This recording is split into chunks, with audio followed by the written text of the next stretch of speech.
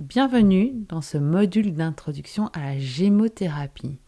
Le but de ce module est de vous donner les bases pour pouvoir comprendre ce qu'est la gémothérapie et que vous soyez après libre de pouvoir l'utiliser à votre convenance sans vous poser de questions. Voici les différents thèmes que nous allons aborder au cours de ce module. Tout d'abord, la définition de la gémothérapie. Nous allons voir ensemble ce que signifie le mot gémothérapie, puisque l'origine du mot vient de gemae en latin qui veut dire bourgeon ou pierre précieuse, et therapia en grec, prendre soin de, se soigner.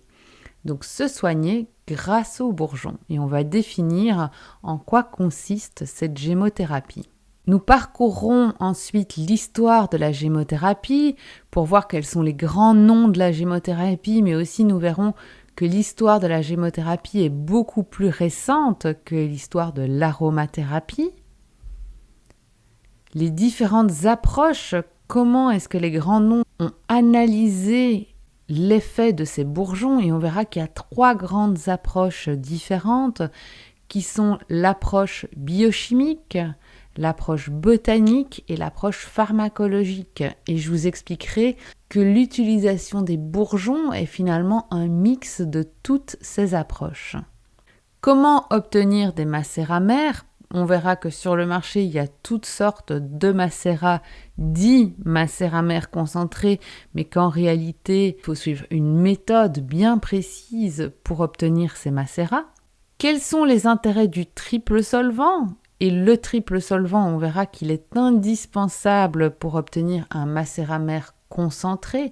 On verra que si on n'utilise pas ce triple solvant qui est constitué d'eau, d'alcool et de glycérine, on n'extraira pas du bourgeon tout ce dont on a besoin. On parlera de la différence entre un macérat mère concentré et un macérat D1, parce qu'il y a vraiment 2 méthodes principales d'obtention des bourgeons sur le marché, et il y a souvent une grande confusion quant à ces 2 termes. On verra que le dosage n'est pas du tout le même, que le goût n'est pas le même, et que donc il ne faut absolument pas confondre ces 2 macérats. On verra ensemble comment agissent les bourgeons, quel est leur mode d'action dans nos organes, nos tissus, nos cellules. Quelles sont les différentes voies d'administration des bourgeons ? Quelles sont les posologies à respecter ? Quel dosage faut-il donner ? Que ce soit pour un adulte, pour un enfant, mais on verra également le dosage pour nos animaux de compagnie, les chiens, les chats, les chevaux, qui pourront sans problème bénéficier des bienfaits des bourgeons. Comment associer différents macérats ? Parce qu'on va voir qu'on peut très bien utiliser par exemple un bourgeon pour apaiser de l'acidité, mais également un autre pour dormir, ensuite un autre pour réguler le taux de cholestérol, et finalement on verra qu'il y a vraiment une manière précise de combiner ces différents macérats pour qu'ils soient le plus efficaces possible. À quel moment de la journée il faut prendre son macérat, et on verra qu'on ne prend pas les macérats à n'importe quel moment de la journée.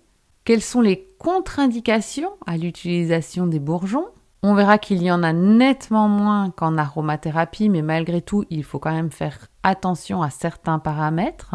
Et on verra ensemble le top 7 de la gémothérapie, c'est-à-dire que pour moi, avec ces 7 bourgeons-là, je peux déjà répondre à plus de 90% des demandes de patients. Quels sont-ils ? Sans surprise pour ceux qui connaissent la gémothérapie, le cassis, le figuier, le tilleul, l'aubépine, le romarin, le framboisier et le noyer.